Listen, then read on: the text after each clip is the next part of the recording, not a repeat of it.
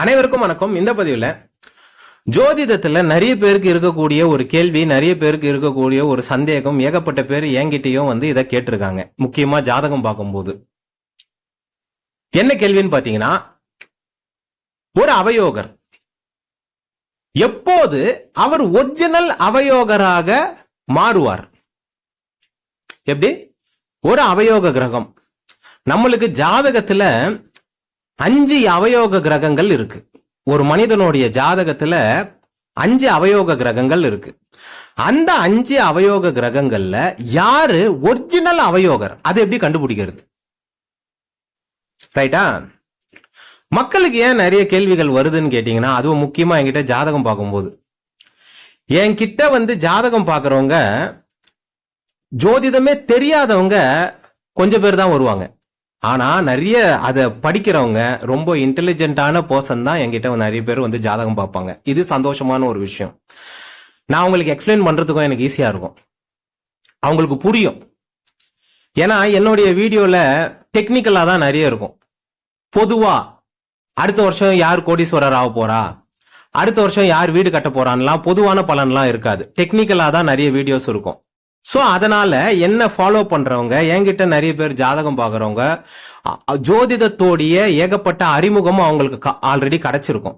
ஆனா ஜோதிடத்துல இருக்கிற ஒரு மிகப்பெரிய ஒரு விஷயமே என்னன்னா, அந்த ஐ லெவல்ல அடையறதுக்கு அது கொஞ்சம் கஷ்டமா இருக்கும். அந்த ஐ லெவல்ல எப்படி அடைய முடியும்னா, நிறைய ஜாதகத்தை பார்க்க முடியும். பார்க்கும்போது தான் பாத்தீங்கன்னா அடைய முடியும். அது வரைக்கும் இந்த ஜோதிடம் அந்த நபரை போட்டு டிஸ்டர்ப் பண்ணின்னு இருக்கும், இது பண்ணின்னு இருக்கும். ஐயோ நம்மளுக்கு இந்த கிரகம் அவயோகராச்சே, இவரோட தசை அடுத்தது வருது, நம்ம என்ன ஆக போறோம்னு தெரியலையே, அவர் என்னென்ன பண்ண போறாருன்னு தெரியலையே, நம்மளுக்கு ஹெல்த்துக்கு என்ன ஆக போகுதுன்னு தெரியலையே, ஃபைனான்ஸுக்கு என்ன ஆக போகுதுன்னு தெரியலையே, வேலைக்கு என்ன ஆக போகுதுன்னு தெரியலையே, இவர் வேற வீடியோல 6ஆம் அதிபதி வேற கெட்டதை செய்வாருன்னு வேற சொல்லியிருக்காரு, அவர் செஞ்சுட்டா நம்ம என்ன ஆகுறதுன்னு ஏகப்பட்ட கேள்விகள் மைண்டுக்குள்ள ஓடும். என்கிட்டயும் ஜாதகம் பார்ப்பாங்க. நானும் அவர் கெட்டது பண்ண மாட்டாருன்னு சொன்னா கூட நம்ப மாட்டாங்க. சரிங்களா? ஓகே, நான் இந்த வீடியோல சொல்றேன், உதாரண ஜாதகத்தோடய சொல்றேன். ஒரு கிரகம் எப்ப கெடுதலை செய்யும்? 6ஆம் அதிபதி, 8ஆம் அதிபதி, 12ஆம் அதிபதி, மாரகாதிபதி, பாதகாதிபதி எல்லாரும் கெடுதலை செஞ்சிருவாங்களா? செய்ய மாட்டாங்க. 6ஆம் அதிபதி, 8ஆம் அதிபதி, 12ஆம் அதிபதி 3 அவயோகர்கள் இருக்கிறாங்க. அது பத்தாம மாரகாதிபதி, பாதகாதிபதி இருக்கிறாங்க. இந்த 5 பேர் ஸ்ட்ராங்கான ஒரு செக்மெண்ட்ல இருக்கிறவங்க, அந்த ஜாதகருக்கு கெடுதலை செய்யக்கூடியவங்க.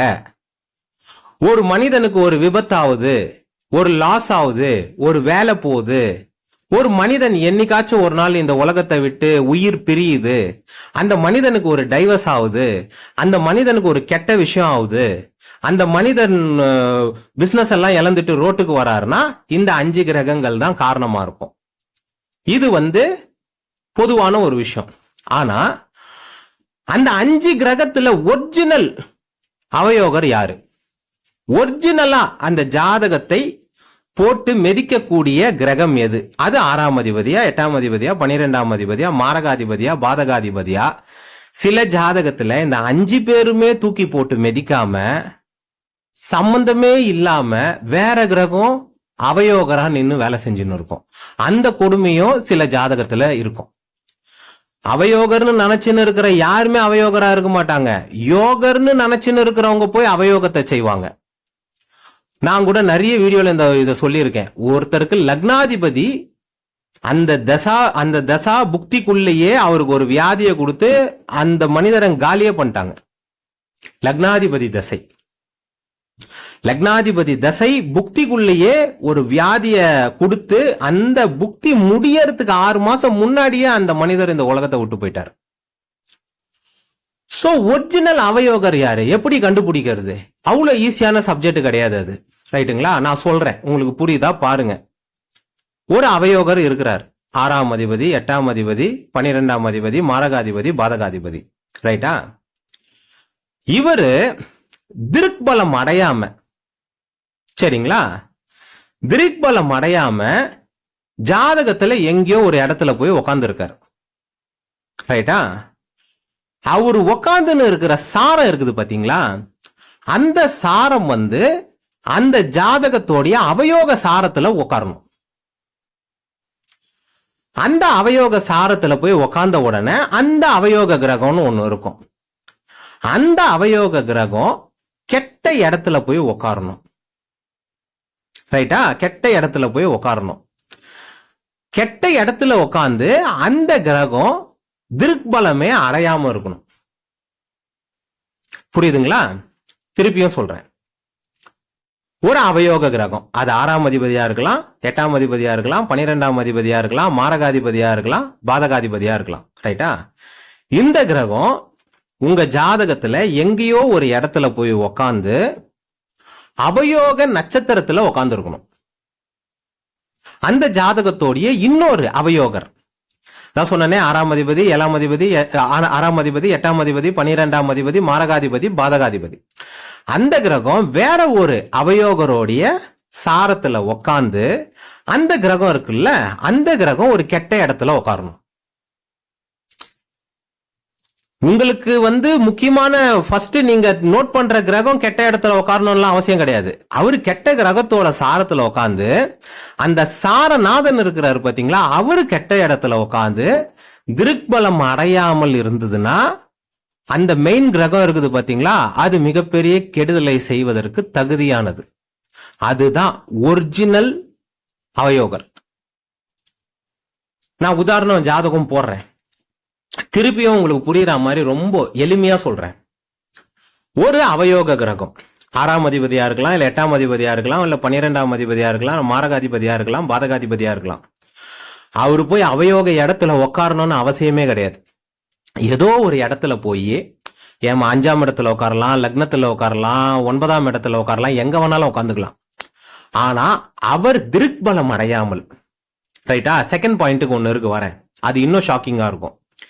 திருக்பலம் அடையாமல் அவயோக நட்சத்திரத்துல உக்காந்து, அப்பனா என்ன அர்த்தம்னா, இவர் அதை செய்யாம, ஒரிஜினல் அவயோகர் அதை செய்யாம இவர் என்ன பண்றாரு, இன்னொரு அவயோகர் கிட்ட பாஸ் பண்றாரு, நீ போய் அதை செய், என் வேலையை நீ டபுளா போய் செய்யின்னு பாஸ் பண்றாரு.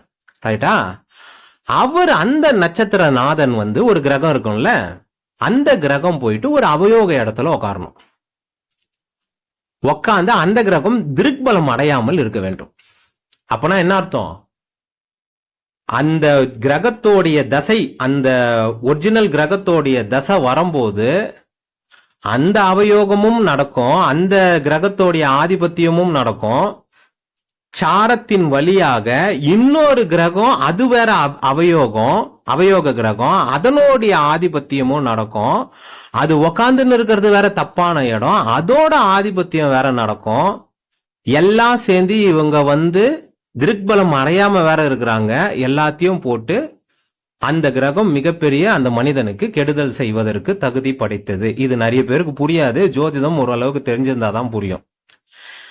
என்ன கொடுமைனா, இந்த இடத்துல நான் அந்த மெயினான கிரகம் திருக்பலம் அடையாமல் இருக்க வேண்டும். அதாவது திருக்பலம்னா என்ன, சுபரோடைய பார்வை, சுபரோடைய சேர்க்கை, ராஜயோகருடைய பார்வை, ராஜயோகருடைய சேர்க்கை, இதுதான் திருக்பலம். இந்த திருக்பலம் அடையாமல் இருக்க வேண்டும். அந்த நட்சத்திர நாதனும் திருக்பலம் அடையாமல் இருக்க வேண்டும் சொன்னல. ஆனால் திருக்பலம் அடைந்திருந்தாலும் அந்த கிரகம் கெடுபலனை செய்வதற்கு கடமைப்பட்டது. ஒரு கிரகம் ஒரு இடத்துல உட்காந்துன்னு இருக்குன்னு வைங்க, அது திருக்பலமே வாங்குதுன்னு வைங்க. ஆனா அது அவயோக நட்சத்திரத்துல உட்காந்துன்னு இருக்குன்னா அவயோகத்தை தான் செய்யும். ஏன்னா அந்த கிரகம் அவயோகத்தை பாஸ் பண்ணிருது. இந்த கிரகம் தப்பிச்சிடும், மெயினான கிரகம் தப்பிச்சிடும். ஆனா இந்த கிரகம் நாம் பண்ற வேலையை நீ பண்ணிடுன்னு சொல்லி இதுகிட்ட கொடுத்துரும். இந்த கிரகம் எங்க போய் உட்காந்துன்னு இருக்கு, அவயோக இடத்துல உட்காந்துன்னு இருக்கு. ஆல்ரெடி இந்த கிரகம் அவயோக கிரகம், அது ஆல்ரெடி இன்னொரு அவயோகத்துல போய் உக்காந்து அந்த கிரகம் திருக்பலம் வாங்கினாலும், அந்த கிரகத்துக்கு சுபரோட பார்வை இருந்தாலும் கெடுபலம் நடக்கும். இந்த இடத்துல பெரும்பாலான டைம்ல திருக்பலம் யூஸே ஆகாது, திருக்பலம் வேலையே செய்யாது. இந்த மாதிரி ஏகப்பட்ட ஜாதகங்கள் பார்த்துருக்கோம். இப்போ நான் ஒரு உதாரண ஜாதகம் உங்களுக்கு டிஸ்பிளே பண்றேன், சரிங்களா? இப்போ அந்த ஜாதகம் வரும், மிதுன லக்னம், ரைட்டா? மிதுன லக்னம், குரு 6ல் இருக்கிறாரு, லக்னத்திலேயே ராகு இருக்காரு, 7ஆம் இடத்துல கேது இருக்காரு, 9ஆம் இடத்துல செவ்வாய் இருக்கிறாரு, 12ஆம் இடத்துல சனி இருக்காரு. இது ஒரு உதாரண ஜாதகம். மிதுன லக்னத்துக்கு அவயோகர் யாரு? செவ்வாய். குரு மிகப்பெரிய அவயோகர். மிதுன லக்னத்துக்கு செவ்வாய் 6ஆம் அதிபதி, சனி 8ஆம் அதிபதி, சுக்கிரன் 12ஆம் அதிபதி, மாரக பாதகாதிபதி குரு பகவான். ரைட்டா? இன்னொரு லைட்டான மாரகாதிபதி 11ஆம் அதிபதி, அதுவும் செவ்வாய் தான். சரியா? ஓகே. சந்திரன் சில ஜாதகத்துக்கு மாரகாதிபதியா வருவார். சரிங்களா? ஓகே. 2ஆம் அதிபதி. சோ இத்தனை 6ஆம் அதிபதி, 8ஆம் அதிபதி, 12ஆம் அதிபதி, மாரக பாதகாதிபதி, மாரகாதிபதி இவங்கெல்லாம் இருக்கிறாங்க. இதுல இந்த லக்னத்துக்கு மிகவும் கொடியவர் யாரு? குரு பகவான். அடுத்த கொடியவர் யாரு? செவ்வாய் பகவான். சரியா? இந்த லக்னத்துக்கு 6ஆம் அதிபதி ஓட தசை உங்களுக்கு வரப்போகுது. அந்த தசை நிஜமாலே கெடுதலை செய்ய வேண்டும் என்றால் எப்படி இருக்கணும்னா, அந்த செவ்வாய் ஏதோ ஒரு இடத்துல இருக்கலாம்னு சொன்னேன், எங்க வேணாலும் இருக்கலாம்னு சொன்னேன். 9ஆம் இடத்துல உட்கார்ந்து இருக்காரு.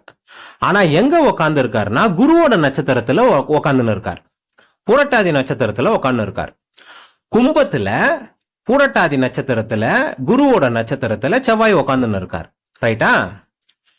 இப்போ அப்போ என்ன பண்ணிட்டாரு? செவ்வாய் செய்ய வேண்டிய வேலைய குரு கிட்ட பாஸ் பண்ணிட்டார். நான் செய்ய மாட்டேன், நீ பாத்துக்கோன்னு சொல்லு குரு கிட்ட பாஸ் பண்ணிடுறாரு. குரு இந்த ஜாதகத்துக்கு யாரு? இந்த லக்னத்துக்கு யாரு? மாரக பாதகாதிபதி. மாரகாதிபதியா இருந்தாலே தூக்கி போட்டு மிதிப்பாங்க. இதுல பாதகாதிபதியா இருந்தா தூக்கி போட்டு ஒரே அடி அடிப்பாங்க. இதுல 2 போஸ்டிங் வர வாங்கியிருக்காரு. ரைட்டா? இந்த குரு பகவான் 6ல உட்கார்ந்து இருக்காரு. ஆல்ரெடி அவர் அவயோகர். மிதுன லக்னத்து நம்ம முன்னாள் முதலமைச்சர் ஜெயலலிதா அவர்கள் மிதுன லக்னத்துல பிறந்து குரு தசை ஸ்டார்ட் ஆன பிறகுதான் ஹாஸ்பிட்டல் அட்மிட் ஆகி இந்த உலகத்தை விட்டே போயிட்டாங்க. அந்த அளவுக்கு கொடியவர் குரு பகவான் மிதுன லக்னத்துக்கு. அந்த குரு பகவான் எங்க உட்கார்ந்து இருக்காரு? அந்த செவ்வாய் குருவோட நட்சத்திரத்துல இருந்து இந்த குரு 6ஆம் இடத்துல போய் உட்கார்ந்து இருக்காரு. ஆல்ரெடி கெட்டவர் இன்னொரு கெட்ட இடத்துல உட்கார்ந்து சனியோட பார்வையில இருக்கிறார். அதாவது திருக்பலம் அடையாம இருக்கிறார். சரி, இப்ப திருக்பலம் கிடைக்குதுன்னே வைங்க. அதாவது இப்ப செவ்வாய்க்கு திருக்பலம் கிடைக்குதுன்னு வைங்க. இந்த லக்னத்தோட லக்னாதிபதி யாரு? புதன். இந்த லக்னத்தோட 5ஆம் அதிபதி யாரு? சுக்கிரன்.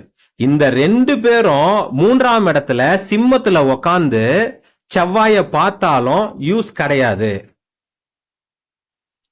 கெடுதலை தான் செய்வாங்க. யூஸ் கிடையாது.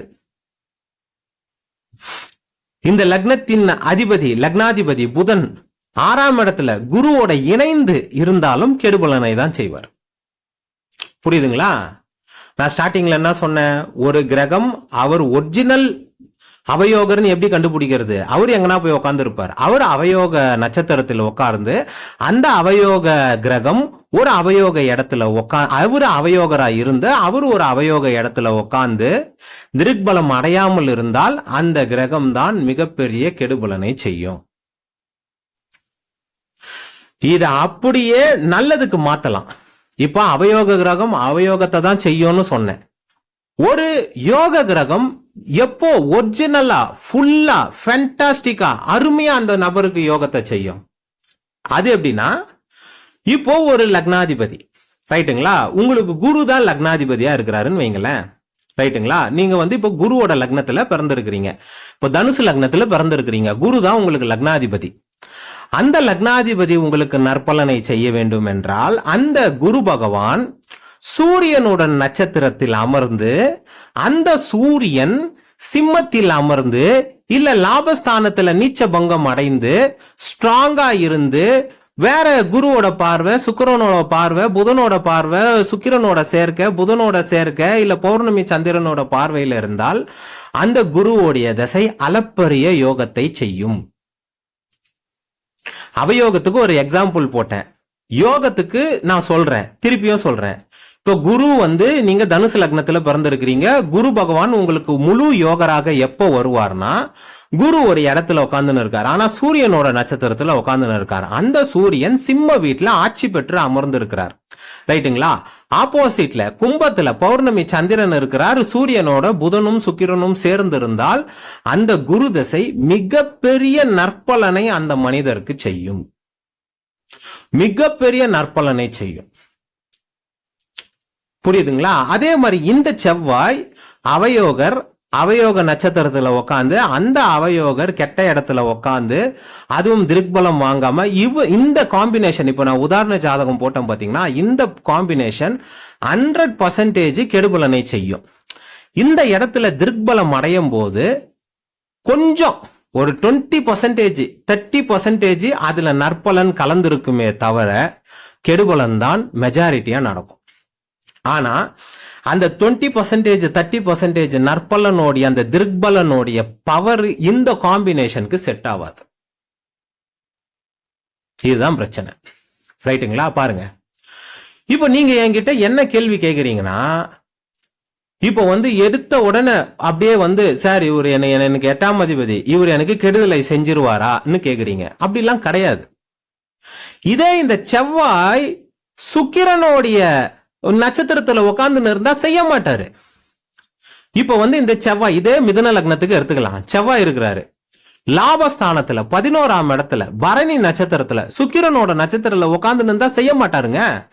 அந்த சுக்கிரன் ஆட்சி பெற்று இருக்கிறாரு, இல்ல உச்சம் பெற்று இருக்கிறாரு, இல்ல நீச்சபங்கமா இருக்கிறாரு, சூப்பரான பலன் நடந்துரும். வீடு வாங்குவாரு, அந்த தசையிலேயே 2-3 வீடுக்கு வாங்குவாரு, நிலம் வாங்குவாரு, பிளாட் வாங்குவாரு, பிசினஸ் பண்ணுவாரு, வேலையில ப்ரொமோஷன் கிடைக்கும், ஏகப்பட்ட நல்ல விஷயங்கள் நடக்கும். புரியுதுங்களா? செவ்வாய் 6ஆம் அதிபதி தான், மிதுன லக்னத்துக்கு அவர் கெடுக்கக்கூடியவர் தான். ஆனா அவர் லாபஸ்தானத்துல சுக்கிரனோட நட்சத்திரத்துல உட்கார்ந்து இருந்தா அளப்பரிய நன்மையை செஞ்சிருவார். இருந்தாலும் அவர் கெட்டவர் இல்ல, அதுக்காக கொஞ்சோண்டு நல்லதை செய்வார், கொஞ்சோண்டு கெட்டதை செய்வார். கொஞ்சோண்டு கெட்டதை செஞ்சுட்டு ஏகப்பட்ட நல்லதை செஞ்சிருவார். இந்த காம்பினேஷன்ல இப்ப நான் உதாரண ஜாதகம் போட்டோம் பாத்தீங்கன்னா, இந்த ஜாதகத்துக்கு திருக்பலம் இல்ல. ரைட்டா? ஏன்னா சனியோட பார்வை செவ்வாய்க்கும் இருக்கு, சனியோட பார்வை குருவுக்கும் இருக்கு. திருக்பலமே இல்ல. நான் போட்ட உதாரண ஜாதகத்துல திருக்பலம் காட்டல. திருக்பலம் இருக்குதுன்னே வைங்க, 70% கெடுபலன் நடக்கும், 30% தான் நற்பலன் நடக்கும். அந்த 30% நற்பலன் உங்களுக்கு பத்தாது, அதை நீங்க ஃபீலும் பண்ண மாட்டீங்க. இதுதான் விஷயம். எப்பவுமே நல்லதோ கெட்டதோ 60% 70% தான் கண்ணுக்கு தெரியும், அதுக்கு மேல தெரியாது.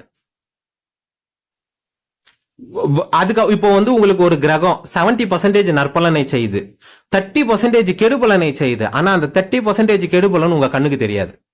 இதுல ஒரு முக்கியமான இன்னொரு ரகசியத்தை நான் சொல்றேன். இது வரைக்கும் நான் எந்த பதிவுல சொன்னது கிடையாது. இதெல்லாம் என்ன ஹெட்டிங் வச்சு சொல்றதுன்னு தெரியலங்க. அதனால ஏதாச்சும் ஒரு பதிவுல தான் இதை சொல்ல முடியும். சரிங்களா? என்ன ரகசியம்னா, நம்ம எல்லாருக்கும் காலசர்ப தோஷம்னா என்னன்னு தெரியும்.